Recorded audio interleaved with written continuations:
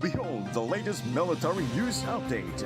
This is AFP Community News, hosted by Rob Suzon every 12 noon, Mondays to Fridays. Only here on DWDD Armed Forces Radio. One AFP for a stronger Philippines.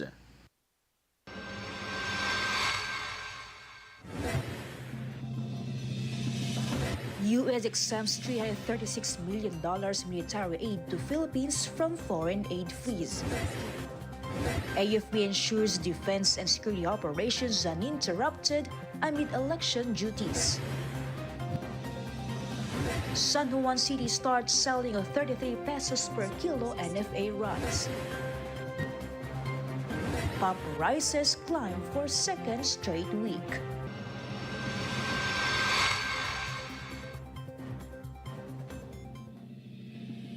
Good day, everyone, especially to our troops at Camp Emilio Aguinaldo, Quezon City. The has exempted $336 million in military modernization aid to the Philippines from its foreign aid freeze. Philippine Ambassador to the U.S. Jose Manuel Romualdez announced that the exemption, confirmed by the U.S. State Department, follows diplomatic efforts to strengthen U.S.-Philippines defense ties. The aid is part of the $500 million foreign military financing package approved under the Biden administration to enhance the Philippine Armed Forces, particularly maritime security. This decision highlights strong bipartisan support in the U.S. Congress for bolstering the Philippines' defense capabilities. DWDD Armed Forces News. And the Armed Forces of the Philippines assured the public its territorial and internal despite its role in ensuring peaceful elections in May. AFP spokesperson Colonel Francel Margaret Padilla confirmed that the military has enough personnel to carry out its three key missions: territorial defense, internal security, and election duties. Around 18,000 soldiers are currently assigned to election-related tasks, with reinforcements ready if needed. The Philippine Navy continues maritime patrols while the Army leads counterinsurgency efforts.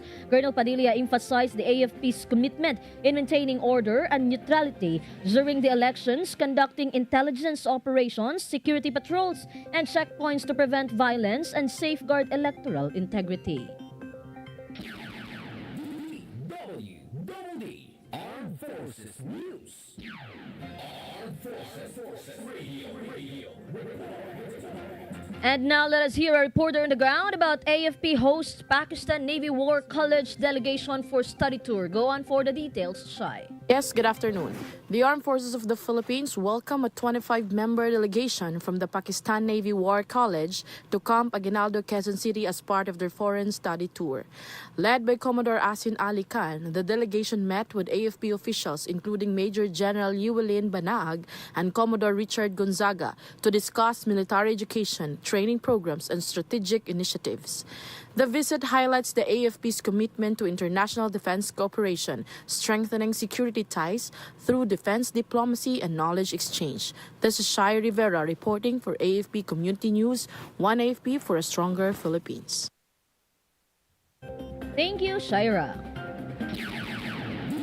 DWDD Armed Forces News. And the Armed Forces of the Philippines Cyber Command refuted claims that the military's major services suffered a data breach and hacking. AFP Cyber Command Chief Colonel Joey Fonteveros assured that military cyberspace remains secure as they investigate the allegations made by hacker group Philippines Exodus Security. He confirmed that all AFP systems are functioning normally. Feds claim to have accessed confidential data from the Philippine Army, the Department of National Defense, and the Philippine Navy. However, Colonel Fonteveros emphasized that the AFP is verifying the accuracy of these reports and remains vigilant in securing its cybersecurity infrastructure. DWDD Armed Armed Forces News. Vice President Sara Duterte praised the 4th Infantry Division and the 901st Infantry Brigade for their successful operation that led to the neutralization of NPA leader Mirna Solarte alias Maria Malaya. In a statement, she commended the troops and emphasized Solarte's role as a high-ranking figure in the CPP, NPA, NDF and the suffering caused by her insurgency. She described her downfall as a step toward peace in Mindanao. Vice President Sara Duterte also warned about insurgency agents within the bureaucracy spreading communist ideology and called for continued vigilance in the fight against terrorism and criminality. DWDD Armed Forces News. Armed Forces Radio. More updates from Kath about AFP launches kadiwa ng Pangulo to support food security. Kath? Yes, Jai, the Armed Forces of the Philippines launched the Kadiwa ng Pangulo Market at Camp Aguinaldo, offering affordable agriculture products to military personnel and residents. AFP Chief of Staff General Romeo Browner Jr. emphasized the military's role in promoting food security and economic growth. The initiative allows consumers to buy rice for as low as 29 pesos per kilo under the Rice for All program. First introduced during the pandemic, KNP Connect farmers and fisher folk directly with consumers. This is Kat reporting for AFP Community News, One AFP for a stronger Philippines. Thank you, Kath. DWDD Armed Forces News. And authorities arrested a former communist terrorist group member and regional most wanted suspect during a joint police operation in Paquibato District, Davao City. Police served multiple arrest warrants to alias Larry for arson, murder, grave threats, and homicide. He is a former Pulang Bagani Command 1 member and was found with firearms and explosives. Davao City Police Chief Colonel Hansel Marantan praised the operatives for successfully capturing the suspect and ensuring public safety. DWDD Armed Forces News. And for our national news, DWDD National News. the San Juan City government has kicked off the sale of the newly purchased National Food Authority rice worth 33 pesos per kilo. This is under the Food Security Emergency Program. San Juan City Mayor Francis Zamora and Department of Agriculture Secretary Francisco Chu Laurel Jr. spearheaded the event held at San Juan City Hall. Zamora said through this program, they can assure that their constituents have access to quality food at a low price, especially in these challenging times. The city government has committed to an initial 1,000 sacks with provisions to order more should the demand increase. DWDD National News. Armed Forces Radio. And let us hear more from Meljoy of 1st CRG about 98th Infantry Battalion participates in the conduct of community outreach program in Apayao. Meljoy? Yes, good afternoon. Demonstrating an unwavering commitment to public service, the 98th Infantry Battalion actively participated in a medical, surgical, dental, and eye care mission spearheaded by Project Batsi, extending vital healthcare assistance to residents of Barangay Cupis and Manag, Coner, Apayao. The initiative provided free medical consultations, dental services, and essential medicines to families in the community. The 98th Infantry Battalion, RMF B-15, and MPS Coner played a vital role in the mission's success by providing security and manpower assistance, demonstrating their commitment to humanitarian efforts. Residents of Barangay Cupis and Manag expressed their gratitude for the much-needed medical aid, highlighting the impact of collaborative efforts in improving community well-being. The 98th Infantry Battalion remains committed to extending assistance beyond security operations, actively engaging in programs that uplift and empower the people they serve. This is Meldry Nesho Oroco reporting for AFP Community News, One AFP for Stronger Philippines. Thank you, Meljoy.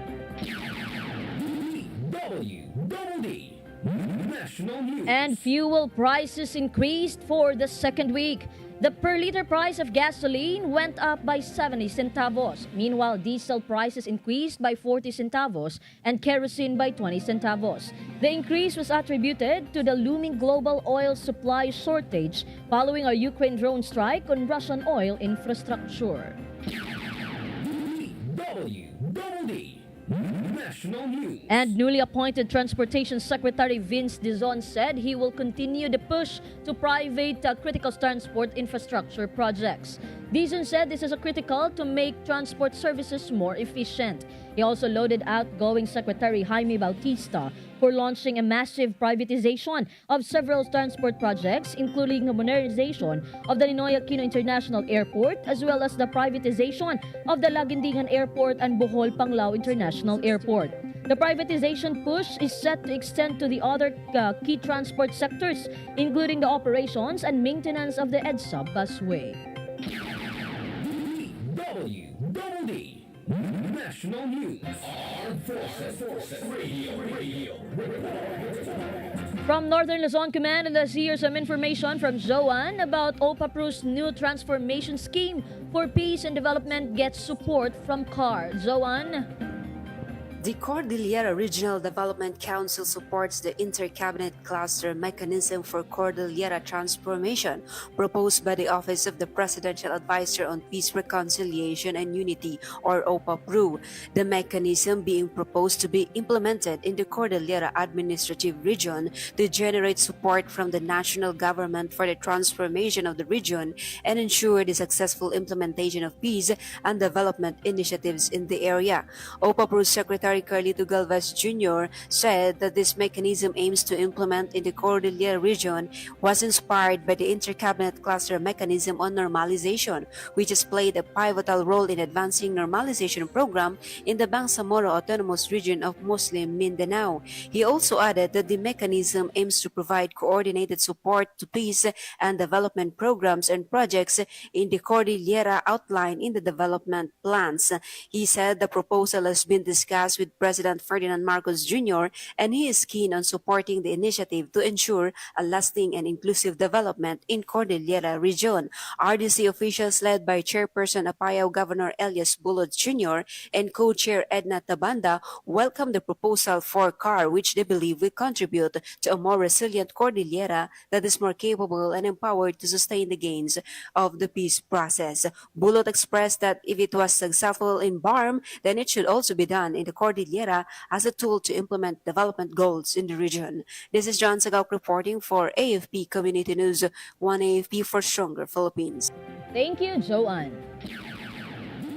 DWDD National News. And the visit of Japanese Defense Minister Nakatani Gen will further strengthen the defense cooperation between Manila and Tokyo in the face of regional changes, according to President Ferdinand Marcos Jr.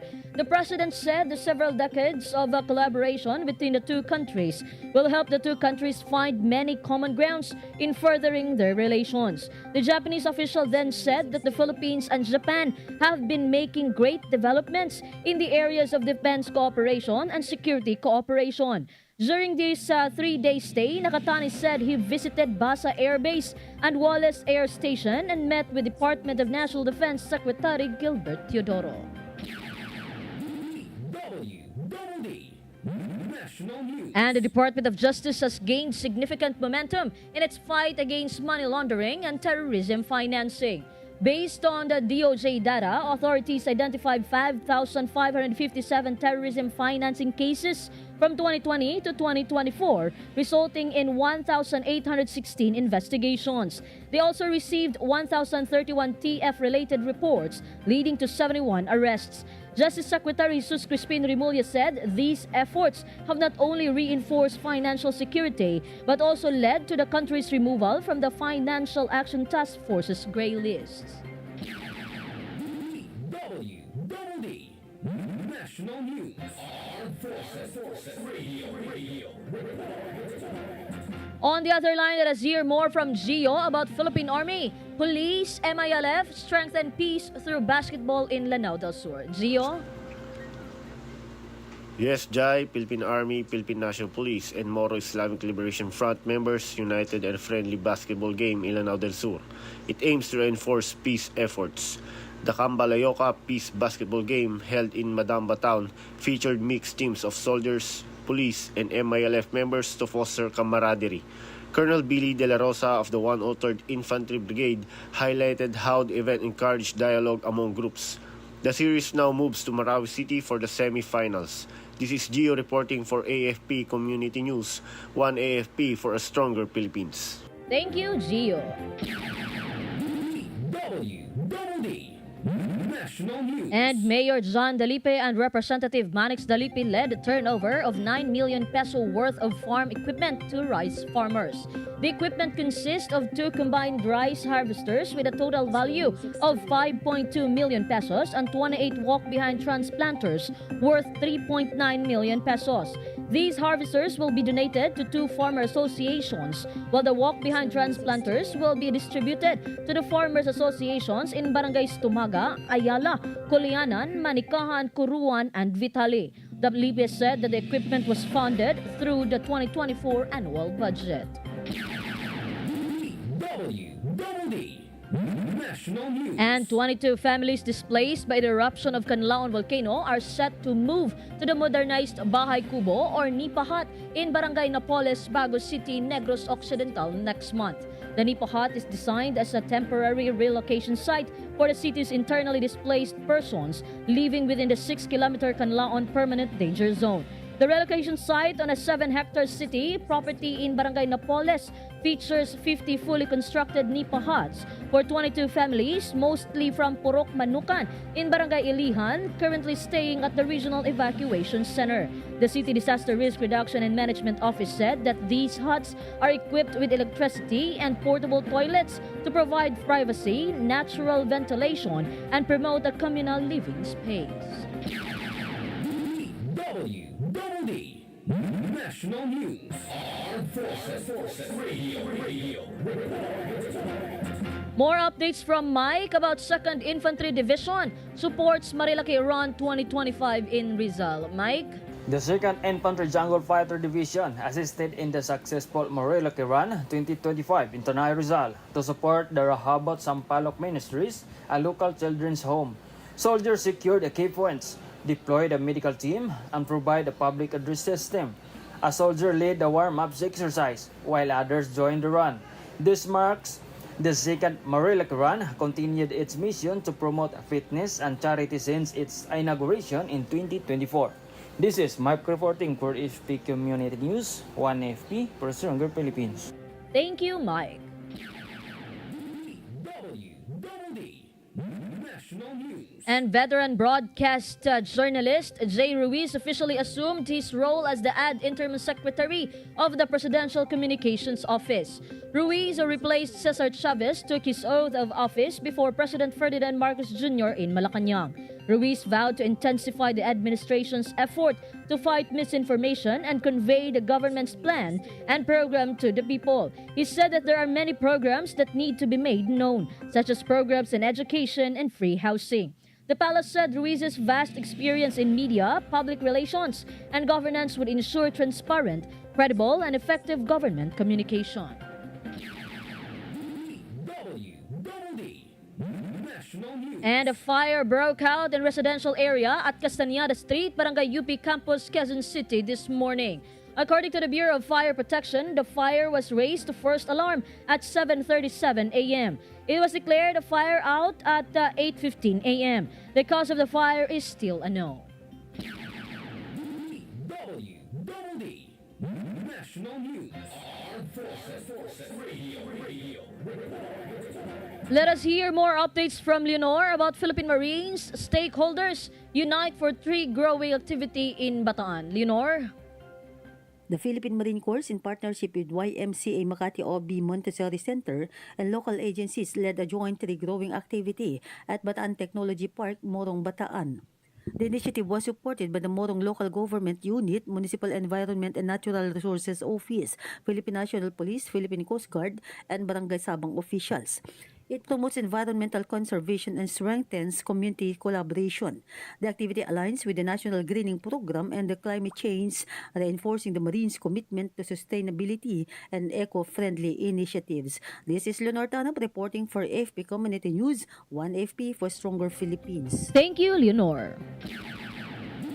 DWDD National News. And for our final news, the northeast monsoon or amihan will bring cloudy skies with light rains over Luzon, while the easterlies will affect Visayas and Mindanao. Pag-asa said that the Cagayan Valley, Cordillera Administrative Region, Aurora and Quezon will have cloudy skies with light rains due to the northeast monsoon. Metro Manila and the rest of Luzon will have partly cloudy to cloudy skies with isolated line rains due to the weather system. Meanwhile, Visayas, Northern Mindanao, Caraga and Davao Region will have cloudy skies with scattered rain showers and thunderstorms due to the easterlies. DWDD National News. And that concludes today's broadcast. Thank you for tuning in, especially to our audience on AFP Radio's DWDD's Facebook page. Be sure to join and catch us again tomorrow for more stories and updates, same time, same station. Once again, this is Joyce Imbahan for AFP Community News, one AFP for a stronger Philippines.